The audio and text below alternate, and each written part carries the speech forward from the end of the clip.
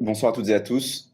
J'espère que tout le monde va bien, que l'on m'entend bien, que vous avez passé une bonne semaine. Ça fait 2 semaines qu'il n'y a pas eu d'émission, donc oui, j'espère que tout s'est bien passé pendant ce gap-là, que votre portefeuille se porte bien, que vous êtes en bonne santé, et cetera, et cetera. Démarrage à 18 h. Là, ouais, là, je lance un nouveau concept qui consiste à démarrer le live juste avant. Alors, c'est très répandu, mais moi, je pense que c'est la première fois que je l'applique, cette méthode-là. Donc, donc bon. Très, très cool. On va essayer voilà, pour 2023, proposer plus de ponctualité, pardon, être plus ponctuel. Et puis voilà. Écoutez, ça fait très plaisir de vous retrouver. J'espère que vous allez tous bien. Je vois vos messages. Merci à tous. Voilà, plutôt bien. Bon, jetons un coup d'œil à ce marché. Alors, depuis 2 semaines, ça s'agite un peu, dans le bon sens bien sûr. Ethereum part à la hausse, Ethereum progresse, Bitcoin et tous les altcoins, et cetera. Ça se passe plutôt bien dans l'ensemble. Et ma prédiction, ce que je pensais le plus probable, en l'occurrence une stagnation qui continue ou un crash à 13K, 12K, bah, ça ne s'est pas produit. Et c'est tant mieux. Ça fait plaisir de voir que les choses se passent ainsi. Par contre, moi, ma position ne change pas trop. Je ne suis pas convaincu que 2023 voilà, sera l'année d'un nouveau bull market et qu'on va avoir des, voilà, des explosions sur tous les alts, sur tous les coins et consorts en termes d'appréciation. Voilà. Moi, je pense qu'on peut peut-être aller chercher 25K, 26K. Il va avoir de la volatilité. On peut explorer plus bas, plus haut, mais je vois mal, dans le contexte actuel, une reprise se réaliser. Par contre, c'est vrai que c'est assez satisfaisant de voir ça. Le marché dans son ensemble fait preuve d'une certaine résilience. On voit que l'onde de choc FTX a été absorbée et que les choses repartent à la hausse, et ce, malgré des annonces un peu, on va dire, peu joyeuses, comme par exemple la faillite de Digital Currency Group, le chapitre 11 de DCG qu'on a eu récemment, etc., etc., qui va sûrement aussi amener à son lot de problèmes subséquents. On va avoir, pardon, qui vont suivre. Il va sûrement avoir d'autres entreprises qui vont être, comme on dit en anglais, busted, dont on va, que l'on va, qui vont être, qui vont se révéler être insolvables, dont on va observer l'insolvabilité par tel ou tel moyen. Donc bon, ça fait très plaisir en tout cas. Tout va à la hausse. Moi, ce que je peux juste vous dire, c'est faites attention. Si vous tradez, vous savez ce que vous faites. Si vous êtes en long, ne soyez pas trop greedy. Euh, Faites très attention. Suivez votre DCA si vous en avez un. Et puis accrochez-vous. Et si vous êtes rentré plus tôt sur le marché, parce que vous faisiez un DCA ou vous aviez la conviction qu'on avait atteint le bottom, eh bien, célébrez et restez prudent. Et surtout, la politique ne change pas, même si les marchés sont haussiers ou autres. Je pense que il faut rester prudent et ne pas garder tous ses fonds sur un exchange, même s'il est très tentant de trader dans le contexte actuel et d'avoir cette liquidité sur un échange centralisé. C'est vrai qu'il faut le reconnaître, même si les places décentralisées gagnent en popularité, en terrain, les places de marché décentralisées évoluent. Euh, il y a rien. Bon, l'expérience sur Binance ou sur Kraken ou autre demeure meilleure sur le plan de la liquidité, du moins. Voilà, on n'a pas à payer de gaz pour chaque opération que l'on réalise. On a plus de liquidité sur des coins un peu plus exotiques parfois.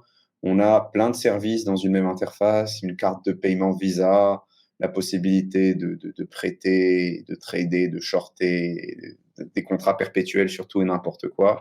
Certes, c'est très confortable et on a envie de trader dessus, mais bon, le risque est toujours présent, et ce, même sur les acteurs qui ont l'équivalent d'un triple A dans la crypto, qui font preuve de bonne solvabilité et qui ont bonne promotion, ou du moins qui ont un track record intéressant, satisfaisant. Donc voilà. Alors, qu'est-ce qui s'apprécie plus que la moyenne? On voit un retour sauvage d'Aptos, qui est allé chercher les 14 dollars aujourd'hui.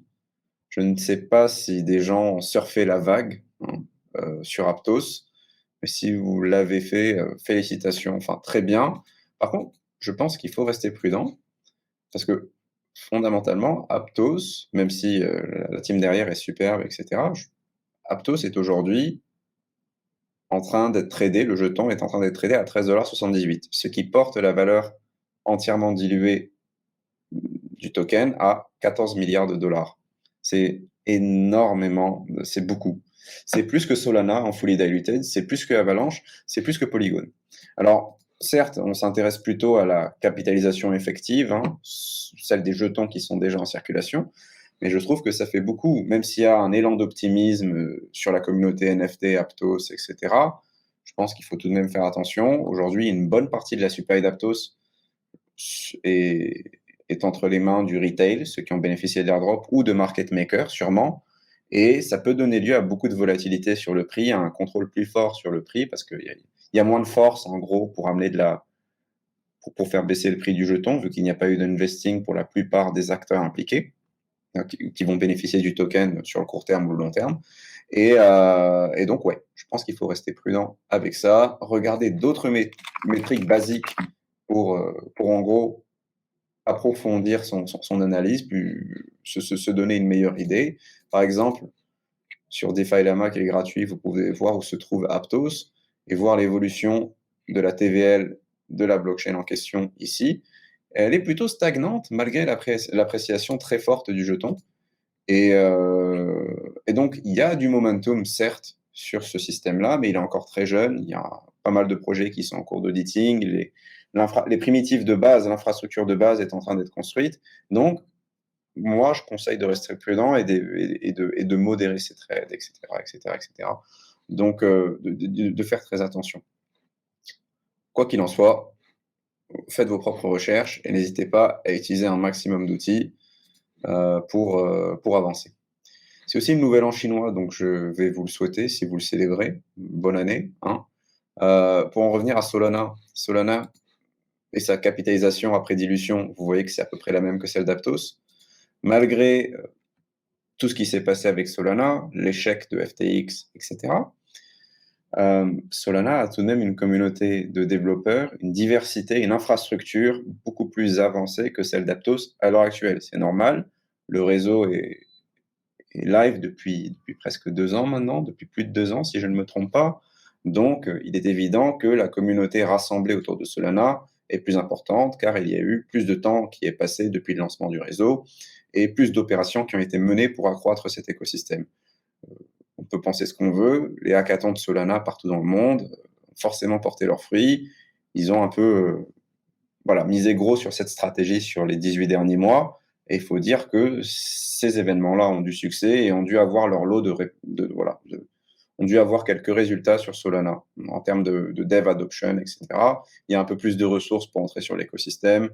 Il y a tout de même des gens qui restent à build dessus. Il y a beaucoup de gens qui ont transitionné sur Aptos, etc., etc. Mais ça reste un réseau relativement avancé dans la catégorie des alt L1. On ne compare pas ça à Ethereum, etc. Donc bon, faites très attention avec les valorisations, soyez prudents et tout se passera bien, normalement.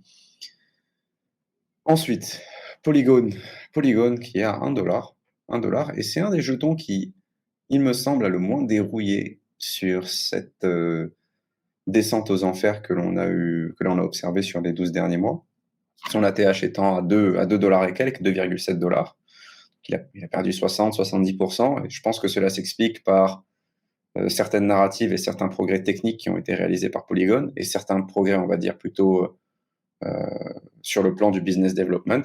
Donc Polygon qui travaille sur sa solution de scaling à base de Zero Knowledge Proof, Polygon Zero, Maiden, etc. Vous avez peut-être lu de la documentation là-dessus. Et ensuite, ils ont signé des contrats avec Disney, Starbucks, etc. Et ils ont l'air d'avoir une offre qui convient à tout le monde. Aux petits développeurs qui veulent porter leur collection de NFT ou leur petit projet sur Polygon, ils ont quelque chose à leur offrir, des incentives ou des éléments techniques qui conviendront aux besoins de ces gens-là. Ils ont une communauté qui attire ces gens-là. Et puis pour ce qui en est des plus gros, ils arrivent à les intégrer et à signer des gros deals avec ces derniers pour maintenir en gros un flux de nouveaux utilisateurs. Si on part du postulat que Starbucks ou Disney vont apporter des privilèges à ceux qui acceptent, je ne sais pas moi, des programmes de fidélité construits via Polygon ou autres, ou toutes sortes de primitives d'infrastructures qui vont pouvoir lancer en collaboration avec des grands groupes. À prendre avec des pincettes, bien sûr. Polygon se porte plutôt bien, et je pense que leur agenda est très intéressant. Donc, à surveiller. Lido, Polkadot, Polkadot qui est toujours aux alentours des 5-6 $. Il y a pas mal de progrès qui se font sur Polkadot en tant qu'écosystème, donc Totsama, il y a Moonbeam, Astar, etc. Il y a Composable Finance, il y a XMP qui est activé et consort. Il y a d'autres projets qui utilisent Substrate.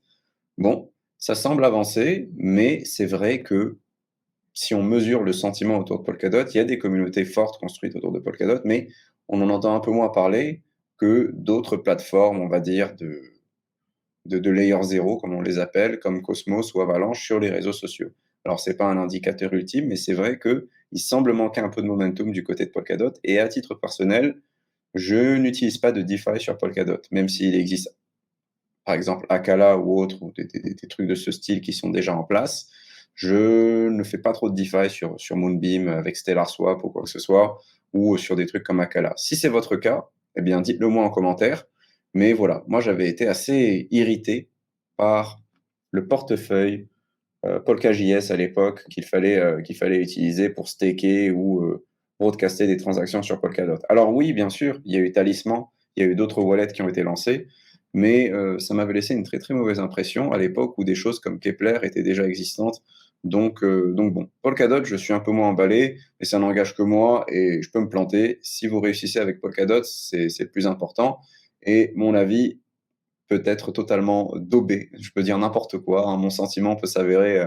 Voilà, Polkadot peut pumper, whatsoever. Bref, euh, prenez tout ça avec des pincettes.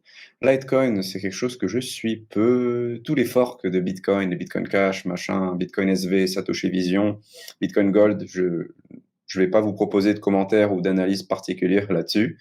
J'aime bien, par contre, Monero. Monero, parce que c'est un réseau qui existe depuis longtemps, plus longtemps que la majorité que tout ce que l'on a ici, à l'exception de Bitcoin et peut-être 2-3 autres choses que l'on a dans ce top 100.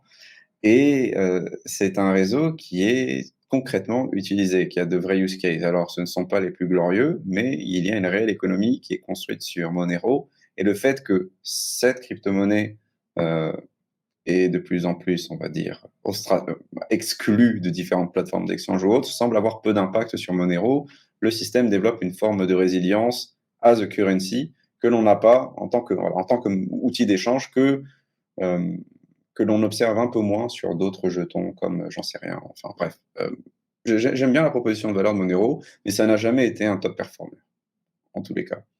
Et puis, il y a d'autres paramètres à prendre en compte, comme la sécurité économique du réseau, etc.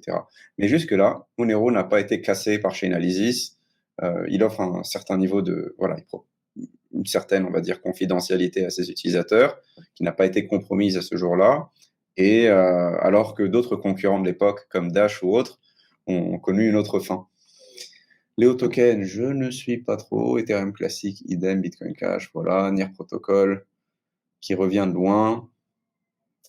Apecoin, Filecoin qui dispose d'énormément de ressources, IPFS et Filecoin en tant que marketplace pour du stockage avec différents niveaux de disponibilité et de performance semble marcher. Il y a de plus en plus d'intégration de choses qui construisent en utilisant IPFS, des front-ends construits sur IPFS, etc., etc. Et puis, ils ont énormément d'initiatives hors ligne et en ligne pour faire grandir leur écosystème. Est-ce que ça veut dire que le truc va pumper? Non, mais ils sont en train de renforcer leur place en tant que, on va dire, provider de stockage décentralisé voilà, sur le marché. Il y a aussi Arweave qui est en train de progresser avec pas mal de momentum, avec une capitalisation qui est décente. Rappelez-vous, on en avait parlé il y a 2 semaines. Je pense qu'il faut surveiller cet écosystème. Il y a de nouveaux projets qui arrivent comme WeaveDB, des systèmes pour construire des contrats, des smart contracts directement sur Arweave, euh, et plein d'autres choses qui semblent en fait émerger. Donc peut-être y jeter un coup d'œil vaut le coup, quoi.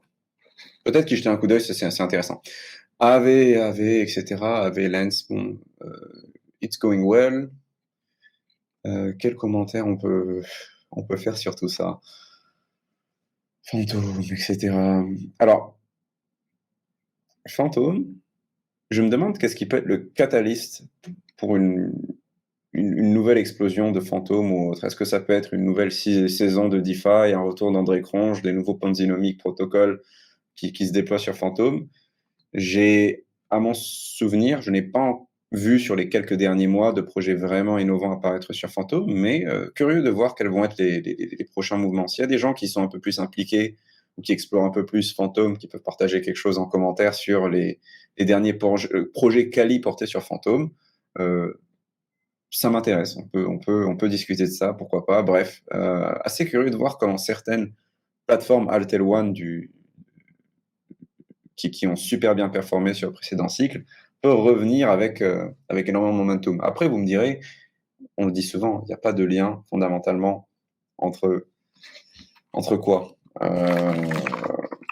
entre la qualité fondamentale, ce qui se passe sur une blockchain et le prix de son token. Du moins, pas systématiquement. Ça arrive, mais souvent, il se passe des choses totalement contre-intuitives. Voilà, CRV, The Graph, ok. Chiliz, Rocket Pool qui a été listé sur Binance récemment. Clayton, ok. Zcash, bon. Voilà quoi. Voilà. Flare, Engine Coin, bon. En termes d'actualité, qu'est-ce qui a fait énormément de bruit sur ces derniers jours? Le lancement, ou du moins l'annonce de la levée de fonds, pas de la levée de fonds, mais de l'intention des fondateurs de Free Arrows Capital de monter un nouvel exchange intitulé GTX. J'espère que Nvidia va valider leur round. Comme ça, ils nous sortiront un slogan du type The way it's meant to be traded, une chouette blague d'un ami. Mais je trouve ça assez audacieux de la part des fondateurs de Free Arrows de proposer ça.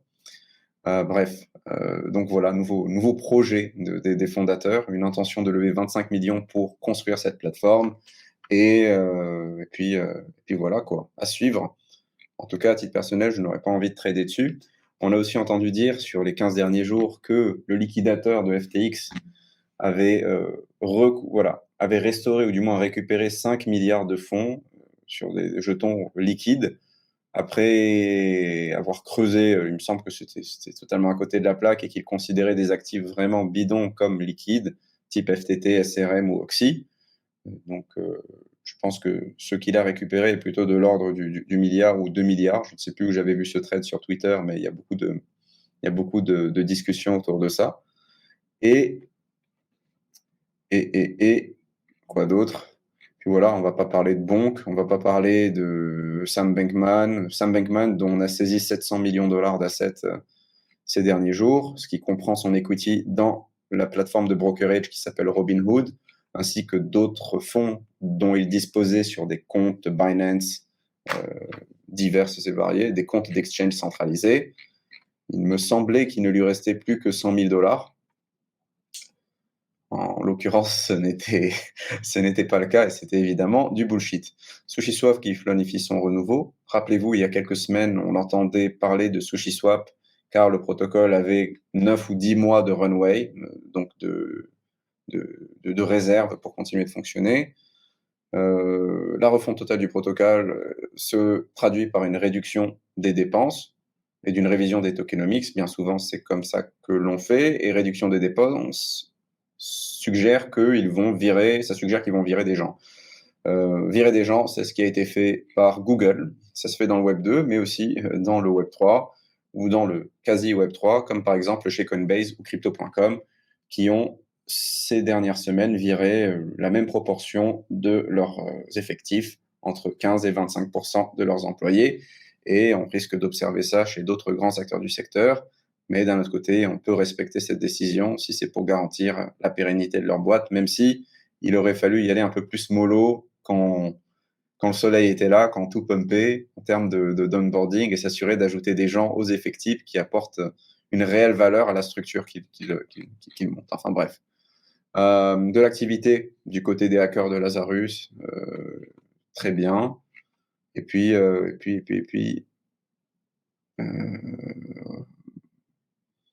voilà. Après quelques news typiques, hein, genre la Société Générale qui continue de conduire des expérimentations Web3 en émettant des obligations ou en empruntant voilà, du DAI sur MakerDAO. On entend de plus en plus parler ces derniers temps de... Comment ça s'appelle? De... Hmm, de produits comme par exemple Ondo Finance et Kuma Protocol. Et donc, en quoi consistent ces produits de semi-DeFi, on va les appeler comme ça, car il y a quand même un point of failure, c'est que ça dépend d'instruments qui ne sont pas vraiment liés à la DeFi. Je ne sais pas si vous connaissez les bons du Trésor américain, mais vous pouvez prêter votre argent au gouvernement américain, pour faire ça très simple, et le gouvernement américain, à maturation de votre prêt, vous rendra votre argent avec des intérêts. À l'heure actuelle, avec la hausse des taux, on parle d'intérêts qui sont de l'ordre de 5%, si je ne me trompe pas. Et donc, on est sur un yield relativement sûr. Il n'y a pas de 100% safe yield, car si vous ne recevez pas vos fonds, cela implique que le gouvernement américain fait défaut, et c'est quelque chose de peu probable, même si on évolue, on s'approche, on rentre en territoire inconnu, et on évolue dans des temps plutôt sombres économiquement parlant. Donc, vous récupérez un rendement intéressant pour le moment, avec un risque relativement limité. Donc c'est intéressant. Si vous êtes sur Degiro Interactive Brokers ou vous achetez ça via votre banque, vous avez un payout qui est plus intéressant que d'autres bons du Trésor, comme ce que vous pouvez avoir en Europe ou dans d'autres pays, qui sont encore autour de 0, 1 ou 2%. Ok, très bien. Avec des garanties de sécurité satisfaisantes. Ce que l'on voit maintenant, vu que cet instrument est devenu un peu plus attrayant que d'habitude, vu qu'il paye désormais, c'est des initiatives DeFi qui consistent à vous proposer une exposition à ce genre de bons du trésor sans passer par les voies classiques, en l'occurrence la plateforme de courtage de votre banque ou des trucs comme IG, etc., eBay, whatsoever. Alors, Ondo Finance, pour l'instant, ne s'adresse qu'aux individus high net worth qui ont plus de 5 millions de dollars ou 25 millions de dollars s'il s'agit d'une société, et il faut faire un KYC. Moi, dans l'état actuel, ça ne m'intéresse pas. Je n'ai pas envie de faire un KYC et de donner des proof of funds pour accéder à ça. Et puis, il faut 5 millions de dollars. C'est un montant qui est colossal pour accéder aux produits. Mais je suppose qu'ils ont un agenda qui consiste à étendre leur offre à tout le monde progressivement, mais à faire ça raisonnablement, avec une allure raisonnable. Puis ensuite, vous avez un autre produit du marché monétaire MIMO qui s'appelle Kuma Protocol, qui vous propose la même chose sans KYC et sans minimum. Il y a encore des audits qui sont à attendre. Il faut les attendre, à mon sens, avant d'interagir avec le protocole. Je pense qu'ils vont arriver ce mois-ci ou le mois prochain. Et là, sous la forme de NFT, de Interest Bearing System, vous allez pouvoir récupérer, vous exposer pardon, au bon du Trésor américain sans passer par des KYC, tout ça, en restant entièrement on-chain. Et là, ça devient assez intéressant. Et je ne pense pas que Kuma Protocol soit le dernier à proposer ça. À mon sens, d'autres acteurs vont arriver sur cette verticale-là, donc il faut surveiller ça de près. Et puis, ça s'inscrit aussi dans cette nouvelle tendance. Rappelez-vous, on a entendu parler il y a quelques semaines de la plateforme MakerDAO qui avait pris une partie de sa trésorerie, pas de sa trésorerie, mais des fonds déposés sur le protocole pour les déployer pour acheter tout simplement des bons du Trésor américain et assurer une grande viabilité au protocole, même si ça ajoute un point of failure, parce qu'à partir du moment où vous faites ça, vous passez par un opérateur centralisé, et si jamais on vous ségrègue ou on vous persécute, eh bien, on peut décider de ne pas vous donner votre payout pour tel ou tel motif. Et donc, ça peut compromettre votre revenu et les dépôts de vos clients. Dans tous les cas, c'est censé leur apporter quelque chose proche de 30 millions de dollars pour l'année qui se présente. Donc bon, ça marche plutôt bien, et d'autres systèmes DeFi vont sûrement suivre le même chemin, tant que c'est juicy, tant que c'est intéressant. Après ça va peut-être durer 1 an, 2 ans, 3 ans, les tendances changeront, mais voilà. Ça, c'est un truc que j'aime bien parce que, vous l'avez remarqué, le yield safe est moins courant sur la DeFi. Enfin, le yield safe, pardon. Les bons yields sont un peu moins abondants. On est sur des taux plutôt de l'ordre de 2-3% sur les marchés monétaires, voire moins. Sur les bridges, on a quelque chose de plus haut, mais on a des risques technologiques qui sont importants. Et puis sur les AMM, vous avez d'autres problématiques comme les impermanent loss, etc. Bref, trouver un bon compromis entre sécurité et yield correct est intéressant. Et si on peut le faire sans passer par les voies classiques, ça devient intéressant, ça devient sexy. Donc à surveiller, à surveiller, à surveiller. Mais faites très attention. Ensuite, on peut faire un onglet closer sur le journal pour parler de l'actualité qui est animée la semaine dernière ou cette semaine, mais c'est pas intéressant. Parler des dernières news de Node Guardians, de cette grande fraude ou de journalisme d'investigation, etc. Mais ça me semble, en fait, je pense que le sujet a été quand même rincé. Oublions ça et avançons. Et puis voilà. C'est quand même une problématique, ou plutôt un sujet que l'on a déjà exploré à maintes reprises, cette histoire de Node Guardians, de financement ou autre. Ça devient un peu lourd de le faire une nouvelle fois, mais si jamais c'est ce que vous voulez, je serais ravi de me prêter à l'exercice et de répondre à toutes vos questions, euh, car c'est facile pour moi d'y répondre. Voilà. Tu penses quoi de Stride? J'ai eu mon airdrop et j'y ai pas touché, et je pense que pour le moment, les systèmes de liquid staking sur Cosmos, il y a Stride et Quicksilver qui sont en place, il va sûrement en avoir 2 ou 3 autres qui arrivent. C'est intéressant. De là à spéculer sur le jeton, je ne sais pas pour le moment. En tout cas, moi, j'ai pas vendu mon airdrop, mais j'ai pas digué plus que ça Stride. J'ai dû lire quelques documents, leur roadmap pour la décentralisation, les OP, enfin, mais bref. Euh, Tu as vu la news Binance US au sujet de Swift? Oui. Alors, si je ne me trompe pas, Binance ne vous permet plus de retirer vos fonds, de faire des virements sortant de Binance si votre virement est inférieur à 100 000 dollars. Et il me semble que c'est lié à des problèmes à Silvergate, donc qui est une banque connue pour les services qu'elle propose à différents opérateurs crypto. Et vu que il y a eu des histoires probablement liées à FTX ou à de récents échecs, celle-ci est en train de couper les ponts avec différents systèmes, si je ne me trompe pas. Et donc, les virements Swift inférieurs à 100 000 dollars ne passent pas sur Binance. Je pense qu'ils vont trouver une alternative, mais oui, c'est une drôle de news et il faut plutôt se tourner vers des plateformes comme Kraken euh, qui proposent ce genre de service. Ça marche plutôt bien, mais et puis ils ont en plus différents prestataires selon la zone géographique dans laquelle vous trouvez et quel type de devise vous souhaitez. Donc, pas trop mal. Vous avez dit vos objectifs pour 2023 au JDC. Ben, les choses se passent plutôt pas mal sur JDC. Proposer plus de contenu, toujours avec la même fréquence. Diversifier le contenu, explorer de nouveaux formats. On est aujourd'hui toujours entre près d'une trentaine. Peut-être explorer, ouais, livrer de nouveaux produits et faire en sorte de traverser ce bear dans les meilleures conditions. Ce qui veut dire ne pas réduire la cadence, même si les fonds sont moins abondants. Et puis voilà. Euh, puis tout ce qui va avec, hein, de la santé, toujours faire mieux, et puis voilà. Tu as un avis sur Dopex et le marché des options? Euh, alors, tout ce qui est options, j'ai décidé de mettre un frein aux histoires d'options en tout genre, parce que, je suis investisseur dans une boîte qui s'appelle Sega, dont la team est superbe, etc. Mais il y a eu une phase qui m'a un peu perturbé. Alors, ils sont pas partis avec la caisse, ils ont très bien géré d'ailleurs leur exposition à Alameda Research, etc. Alors, tout se passe bien, c'est des gens très compétents, mais les yields étaient un peu trop juteux au lancement du protocole. Et il s'avère qu'en fait, les yields ne correspondaient pas au payout des options, mais plutôt au capital. En gros, votre fonds, vos fonds déposés étaient prêtés sur des places de marché de lending sous-collatéralisé, en utilisant Credora pour le risk assessment, donc ça allait sur Maple Finance. Et donc, en gros, on prête des fonds à des potentiels emprunteurs qui peuvent faire défaut, comme Orthogonal Trading ou autre. Et en gros, c'est de là que venait la majorité du yield. Donc, on avait l'impression, à vue de nez, d'être payé et de s'exposer à des options, mais ce n'était pas vraiment le cas. Ah, j'aurais pu faire une meilleure Didi et demander à des experts en options quel était le vrai payout, comme Caroline ou autre, mais enfin, Caroline, pas celle que vous connaissez. Mais, euh, mais bon, celle qui était passée sur un stream, on mélange rien.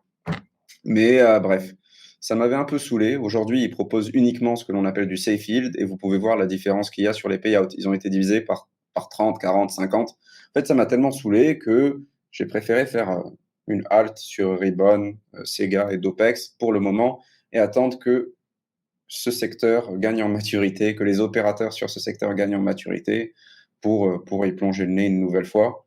Donc voilà, pas en bonne mesure pour vous proposer des conseils là-dessus ou autre. D'OPEX, je suis désolé, je ne vais pas pouvoir aider sur ça pour le moment. Quelle est ta stratégie de sortie du prochain bull? Quelle est la stratégie de sortie du prochain bull? Bah, si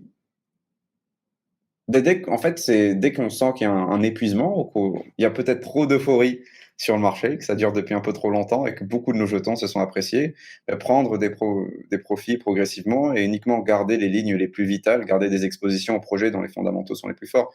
Je sais que c'est pas précis, mais je peux pas vous donner de time code, en gros, vendre s'il se passe ça ou si un astéroïde percute l'ISS à 17h58, mais rester connecté, ne pas devenir trop en vouloir trop, être trop greedy et essayer de rider le truc trop longtemps. C'est une erreur qui défonce beaucoup de gens bien trop souvent. Donc faire très attention à ça et éviter les IDO et de déployer du capital sur des, comment ça s'appelle, sur des investissements privés ou le faire avec plus de prudence dès qu'on sent qu'on est en pic de bulle. Sauf si c'est vraiment de super projets ou autres et que vous vous en foutez du vesting. Faites très attention parce que parfois, ces IDO, vous êtes vesté 3 mois, 6 mois, et c'est déjà la fin du bull et ils ne peuvent pas défendre les valorisations sur lesquelles vous investissez. Parce que dès qu'on est en bull market, toutes les valorisations explosent pour les jetons qui vont être lancés. Et donc, on vous fait rentrer sur un truc à 200 millions qui va être apprécié à hauteur de 50 millions une fois l'euphorie passée. Et donc, vous pouvez aussi vous faire avoir comme ça en termes de timing. Ça m'est arrivé sur plein de trucs, donc mollo aussi sur les allocations de capital et tout ce genre d'opportunités. C'est toujours prévu le tuto pour éviter de signer n'importe quoi avec son wallet. C'est vrai que je l'avais promis. Et un tuto. Parce que je peux pas partager le wallet que j'ai en ce moment, mais un conseil que je peux donner, c'est si vous êtes en train de faire quelque chose sur OpenSea ou autre et que vous voyez déjà une notification, on vous demande de signer ou d'accepter une action, ne le faites pas. Faites non par défaut, faites un pur reset et dès que vous allez décliner tout ce qui vous laisse dans le doute et faites en sorte qu'il y ait un bon lien sur le timing à partir du moment où vous cliquez sur un ordre, voilà, sur acheter sur OpenSea ou Rarible ou autre, et l'apparition du prompt, du message. Et parfois, vous avez des informations qui sont intelligible pour les humains dans le petit message qui apparaît sur la signature ou quoi que ce soit.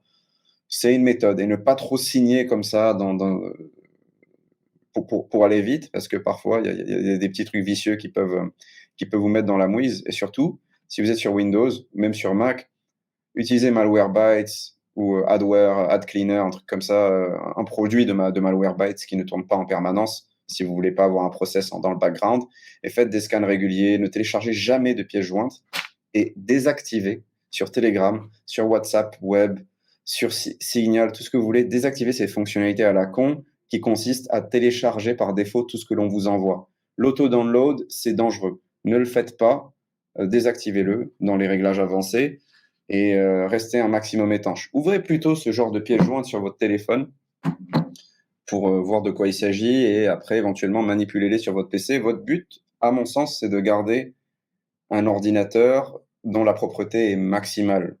Parce que c'est très facile de finir avec un keylogger ou un spyware de n'importe quel type qui va compromettre votre manipulation de secrets ou ce que vous faites si vous exportez une clé privée ou quoi que ce soit. Ça arrive très souvent comme ça, ou des ransomware. C'est surtout la propreté de votre navigation qui, je pense, est la plus importante. C'est vraiment, à mon sens, un des meilleurs conseils que l'on peut suivre pour éviter les accidents. Voilà.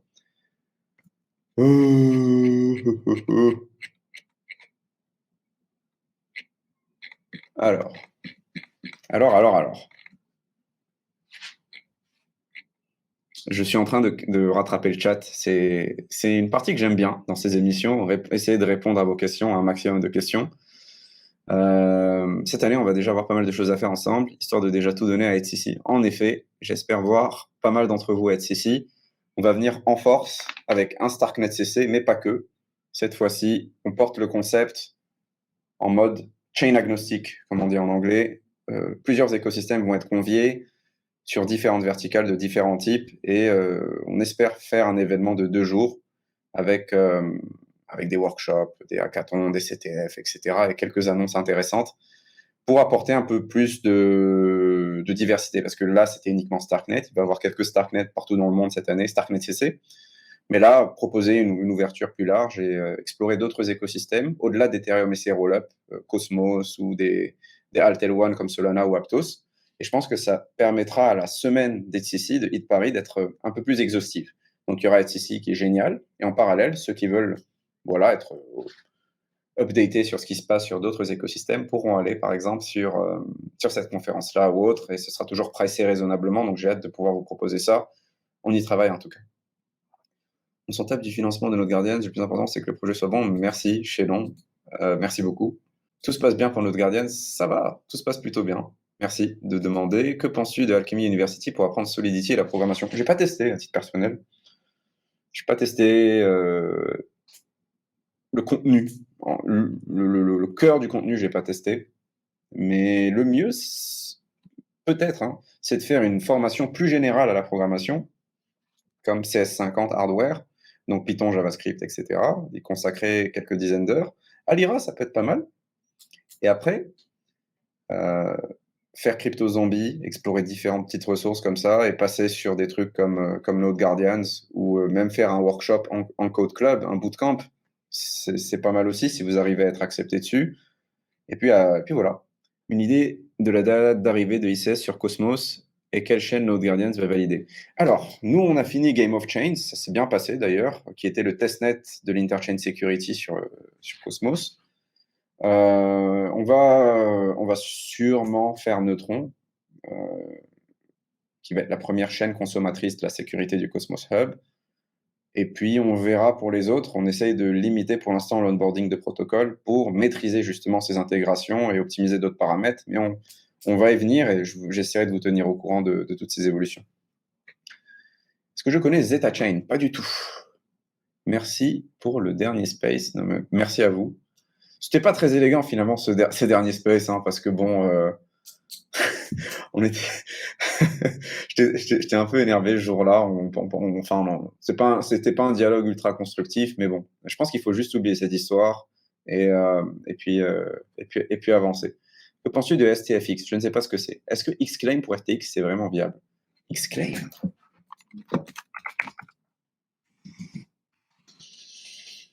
Bankruptcy Claims Trading Marketplace. Ah, il y avait eu ça à l'époque pour Mt. Gox, il me semble. Donc ils achètent à 14,5%, 35%. Il fallait bien que quelqu'un ramène un business comme ça, mais qui opère ce business? Qu'y a-t-il derrière? En tout cas, les taux ne me choquent pas.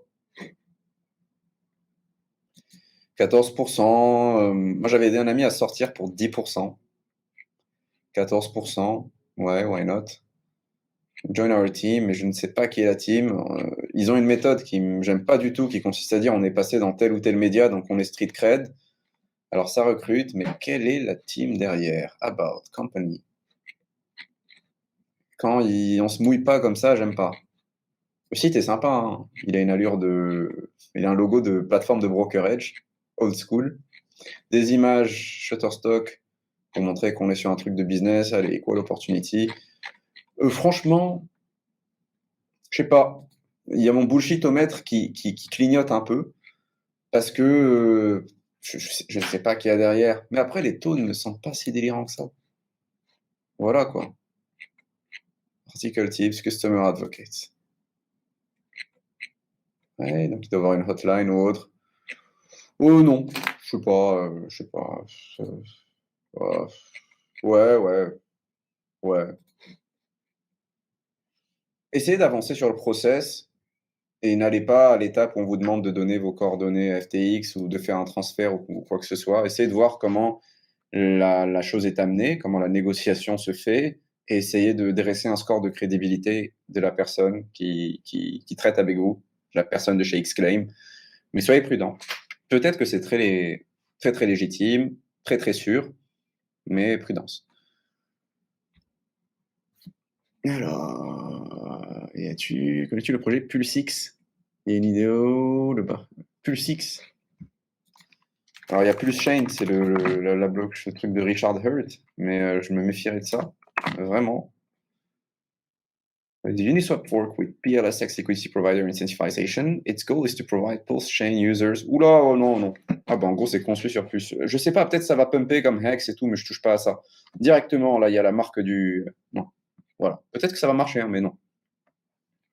Ensuite, selon toi, ça a du sens, une blockchain qui demande un KYC pour trader des actions. Si tu es sur une blockchain et que tu as un KYC pour trader des actions et des obligations tokenisées, à partir du moment où tu as un KYC sur cette blockchain, je suppose qu'elle a comme autre propriété cette blockchain. C'est sur une blockchain qui s'adresse à des institutionnels ou qui doit offrir certains standards de compliance. Donc, c'est sûrement sur une blockchain avec un backdoor sur lequel on peut te geler tes actifs si jamais tu fais des trucs bizarres. À mon sens, ça ne sert plus à rien d'être sur une blockchain dans ce cas de figure-là. Et il faut mieux passer sur un truc comme Degiro ou Interactive Brokers ou n'importe quel autre broker que vous aimez pour trader vos actions et vos obligations. Une blockchain avec un KYC doesn't make sense. It makes sense peut-être pour les institutionnels pour accéder à des places de marché comme AAV via des trucs comme ARC ou autres. Mais je sais pas.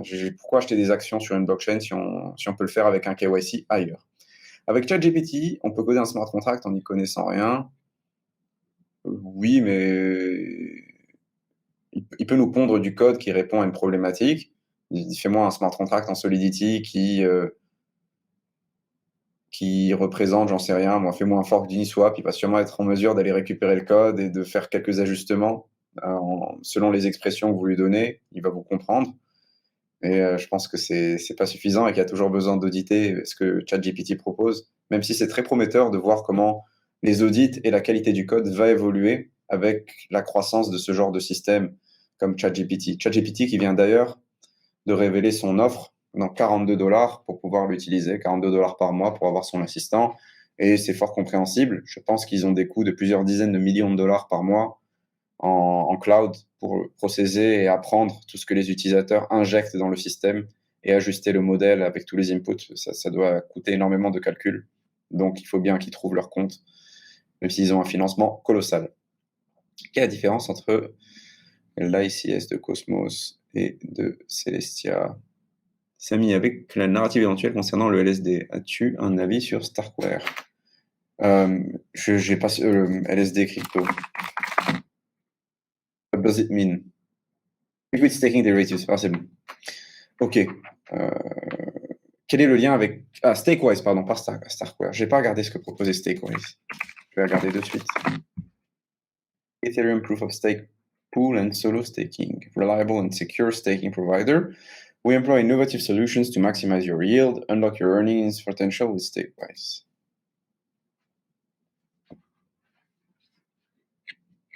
Moi, je pense que ce qui va vraiment changer la dynamique du yield sur le staking d'Ethereum, ça va être le restaking avec Eigenlayer.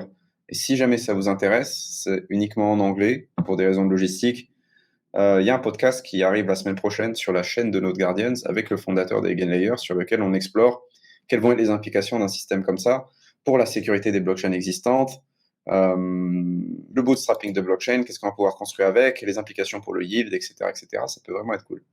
Sympa ce live en direct de LDLC, j'ai pas compris. Qu'est-ce qui s'est passé? As-tu des nouvelles de l'airdrop potentiel de MetaMask? Ça, c'est un peu on l'a oublié celui-là. Il y a 2 ans, on en entendait parler et là, plus rien. Il va peut-être revenir avec des conditions un peu plus. Je sais pas. Peut-être qu'ils attendent un contexte de marché plus favorable. Que penses-tu de Scroll? J'ai plein de gens qui travaillent chez Scroll que j'aime bien, que j'adore. Et je pense que leur approche, la technologie qu'ils construisent est vraiment respectable. Ils construisent une pure zk-VM en collaboration avec l'Ethereum Foundation. Et leur testnet avance bien. Ils ont une team qui est solide. Ils sont bien capitalisés. Donc je pense que c'est intéressant de voir comment ça évolue et de voir quelle va être la dynamique des différents projets quand il s'agit de déploiement sur des layers 2. Peut-être que certains vont exclusivement aller sur Scroll dans un premier temps, puis s'étendre sur Arbitrum et Optimism plus tard. Peut-être qu'il va y avoir un peu de politique, à l'image des exclusivités que l'on a chez un opérateur ou autre. On va avoir certains projets qui vont rester exclusivement sur certains layers 2 à coût de grant ou de subvention et qui vont pas aller sur d'autres. Donc, ça peut avoir... pardon. Merde. Ça peut avoir un certain impact sur l'appréciation des jetons. D'ailleurs, il y a eu un trade un peu qui a amené un peu de controverse sur les optimistic rollup. Et rappelez-vous, c'était un sujet qu'on avait déjà abordé sur un live du dimanche. Les optimistic rollup, du moins Optimism par exemple, sont juste des systèmes extrêmement centralisés, la plupart des rollups à l'heure actuelle. Mais dans le cas de Optimism, qui sur le papier devrait être un optimistic rollup, on n'a pas de fraud proof. Donc on ne peut pas générer de preuves de fraude, elles ne sont pas encore activées.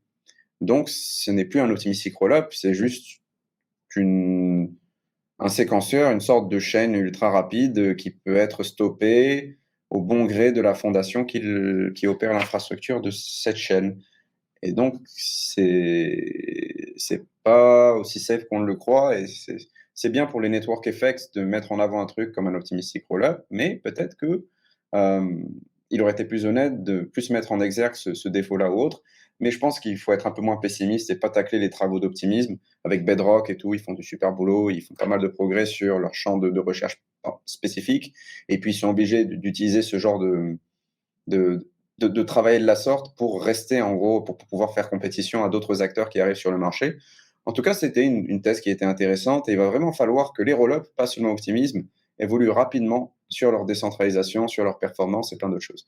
Chez Node Guardians, vous avez un node Multiverse X? Non, pas de node Elrond pour le moment. On va... Très bonne idée, la collab de Node Guardians avec Rect. Merci beaucoup.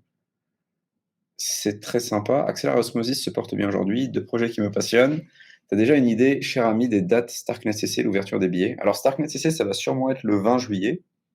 Et l'autre conférence, le 21 et le 22.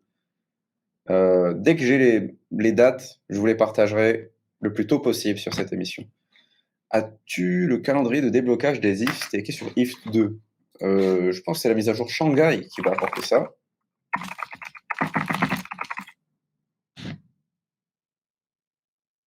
Ouais.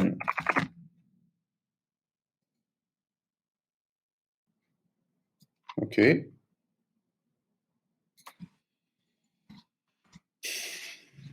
Il semblait que c'était en mars. Ah ben voilà. Agreed to March 2023 launch date for implementing the upgrade as a network hard fork. Donc ça devrait commencer par là. Donc progressivement, je pense, les IT2 vont pouvoir être, pardon, les Ethereum stakés vont pouvoir être libérés à partir de l'implémentation de cette proposition. Est-ce vrai que le protocole Monero a déjà subi des changements dans l'histoire? Oui, oui, oui, il a subi des changements, si je ne me trompe pas, sur la... En gros, ils ont fait des modifications de sorte à ce que les ASIC ne puissent pas miner efficacement du Monero pour garder une décentralisation des opérateurs sur le système Monero. Et donc, Monero est miné avec du GPU. Ils ont fait en sorte que l'algorithme de hashing, en gros, de recherche de solutions, ne soit pas très performant sur des systèmes spécifiques, mais plutôt performant sur des GPU. Et donc, pour que vu que souvent les systèmes, voilà, pour éviter qu'il y ait une centralisation, que des opérateurs à base d'ASIC dirigent leur. Ça, c'était une des mises à jour qui a eu. Je pense qu'ils ont changé certains paramètres sur leur. Non, mais rien de critique. Mais je pense que c'est le cas. Je ne veux pas dire de bêtises. Des news d'Emi, il était au bord du gouffre avec FTX. Je pense qu'il va bien. Je l'ai vu sur pas mal d'émissions récemment. Donc ça devrait aller. Que penses-tu de la relance de FTX? Franchement, toute franchise. FTX, on peut dire ce qu'on veut. Même moi, j'en étais utilisateur et j'en disais du bien. L'interface, c'était vraiment pas dégueu. Si un FTX avec beaucoup de liquidité qui pop demain et avec la même interface ou autre, je serais presque tenté de l'utiliser. Mais bon, difficile de faire confiance. Et aujourd'hui, si on nous amène un nouveau système FTX, il va être administré par le liquidateur ou des entités qui sont proches du liquidateur. Donc, ça va être un exchange qui va être administré qui va être limite state-backed. Et on n'a pas envie de faire ces emplettes crypto sur quelque chose qui est scrupuleusement surveillé par des entités proches du gouvernement ou le gouvernement directement. C'est vraiment caca. Même si l'agrément PSAN a des implications similaires, j'aurais pas trop envie de trader dessus. Je préfère aller sur des plateformes décentralisées ou aller sur Binance qui sont un peu plus punk ou Kraken. Mais bref, dommage parce que l'interface, il n'y a pas que y a pas de tout qui est à jeter sur FTX. Voilà. Et puis ça ne veut pas dire que le truc sera full compliant, qui sera sûr. C'est ça le vrai problème en fait. Ça peut être toujours très risqué d'utiliser FTX. Ouais, c'était quand même la magie. Tu pouvais apporter n'importe quoi et comme collatéral, même des shitcoins, et ils te calculaient le truc en temps réel. C'est à se demander avec du recul comment ça marchait, mais bon, l'expérience était top et on y réfléchissait peu à l'époque et on s'est tous fait avoir, ou certains se sont fait avoir. Et maintenant, il faut repartir avec beaucoup de force et rebondir sur cet incident pour se reconstruire si on a été impacté par ce dernier. Merci Sam pour toutes les informations que tu dis. Après. Merci Abilis. Je fais au mieux et ça me fait très plaisir de lire ce genre de messages. Merci beaucoup. D'ailleurs, si certaines personnes pensent qu'il y a une démarche malhonnête ou une communication autour de l'affaire FTX qui est bancale de la part de JDC ou de ma part ou quelque chose de mauvais, moi je suis ouvert pour discuter de tout ça sans censure. S'il y a quelque chose que vous voulez me reprocher, quelque chose qui ne va pas sur le contenu ou ce que je dis ou mon alignement, très heureux de discuter avec vous de tout ça. Voilà. Tu as vu passer le projet de Richard Détente, Clean Set Mining. J'ai vu passer ça, mais je n'ai pas suffisamment de connaissances sur l'initiative pour apporter un commentaire là-dessus. Tu avais réussi, alors, à sortir avec moins 10%, de quelle façon? Alors, c'est un pote à moi qui gère un market maker qui s'appelle Bastion Trading à Hong Kong, qui achète de la créance. Donc, si vous avez enfin voilà, j'ai sorti un ami, en gros, je l'ai présenté à ce type-là et je savais que c'était un type legit. Ils ont fait la TX, ils ont tradé les uns contre les autres à l'époque où le site était encore accessible. Et ils ont fait passer les fonds d'un compte à un autre et ça s'est passé comme ça. Voilà. Mais il y a Bering Waters, il y a plein de boîtes plus ou moins crédibles qui rachètent de la créance entre 10 et 15%. C'est un business tout à fait commun.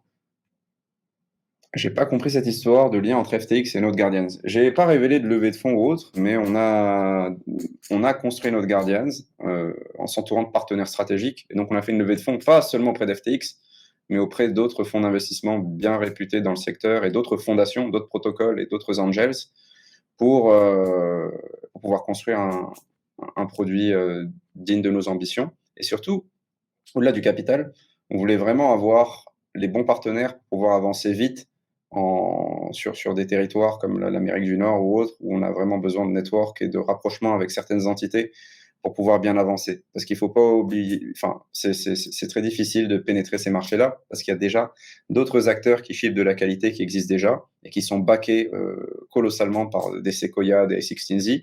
Donc on a décidé de jouer le même playbook pour pouvoir aussi bien fight. Voilà. Donc on a levé des fonds auprès de FTX, mais pas que de FTX. C'est pas eux, ils ont une minorité dans la boîte, quelque chose de très minoritaire. En tout trois, enfin, même pour vous donner les chiffres, hein, c'est très très, c'est petit, et on essaye d'organiser un événement pour potentiellement voir si on peut clear out ça. Pour l'instant, c'est assez complexe.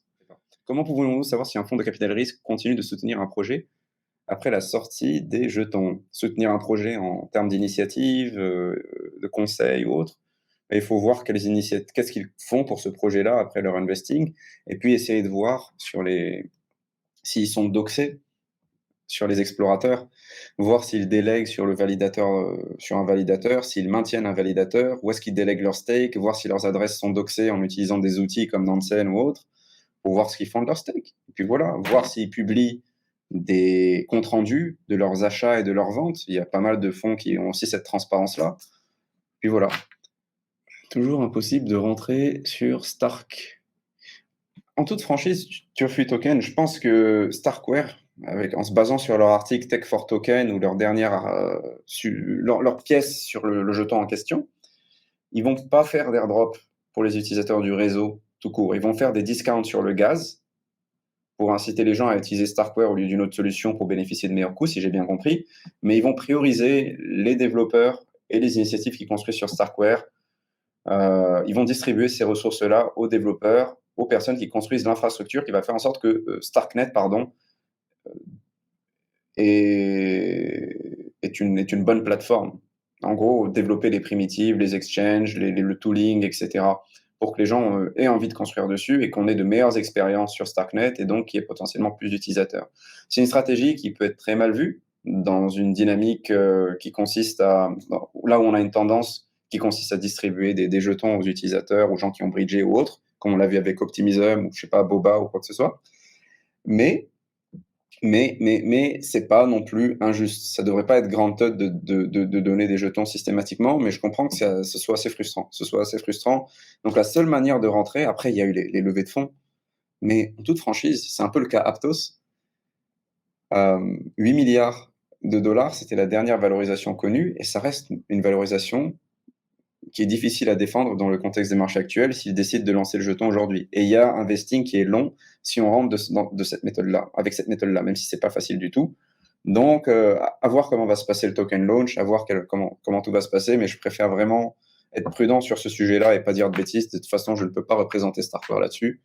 Ça risque d'être difficile de rentrer via un airdrop classique, car si ma compréhension est bonne, ça ne risque pas de se passer de cette façon-là.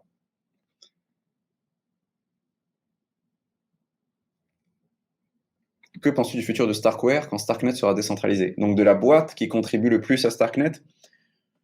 Eh bien, le futur de Starkware, si Starknet est enfin décentralisé, bah, ils vont peut-être continuer de faire du StarkEx et donc d'être profitables, ou de contribuer à Starknet et faire en sorte que la fondation de Starknet rétribue Starkware pour continuer d'apporter des innovations ou des améliorations sur les choses déjà existantes sur Starknet, par exemple le Prover ou autre. Je ne sais pas comment ça peut s'architecturer, mais là on parle d'un horizon de 10 ans, 5 ans, donc très complexe de prédire l'avenir, là, je ne sais pas.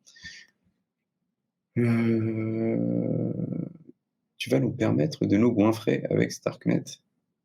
Pas vraiment, non. Pas vraiment.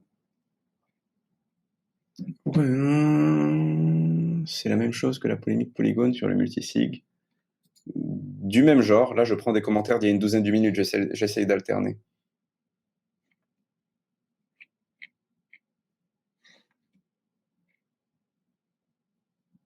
Si j'ai bien compris, il y aura le choix entre être anonyme ou pas lors d'une transaction sur Starknet. Je pense que la confidentialité peut être intégrée sur un L3 construit sur Starknet, on top of Starknet, mais pas sur Starknet dans l'état actuel des choses, de toute façon.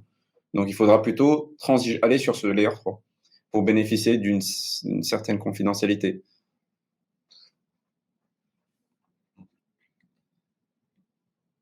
Tu penses quoi des events comme NFT Paris? Bah, je leur souhaite tout le succès, c'est bien de faire des events. Et ce qui est bien, c'est que c'est une manière de s'impliquer dans un écosystème sans nécessairement être technique ou mobiliser trop de moyens, même si les gros événements coûtent extrêmement cher. C'est top pour faire ses premiers pas dans un écosystème et supporter un écosystème. Donc franchement, j'ai envie de soutenir ça, même si moi, les NFT, c'est pas ma cam. J'y connais pas grand-chose, je suis pas trop le NFT métavers pay to earn. Mais All the Best, typiquement, c'est pas une conférence que je visite par défaut à titre personnel, c'est pas mon domaine.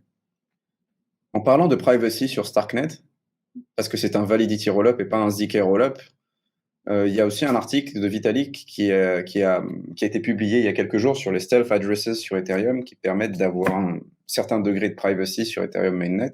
Et si vous êtes développeur et que vous voulez apprendre à maîtriser ce composant-là, n'hésitez pas à aller sur Node Guardians. Il y a un challenge assez épicé qui vous permet de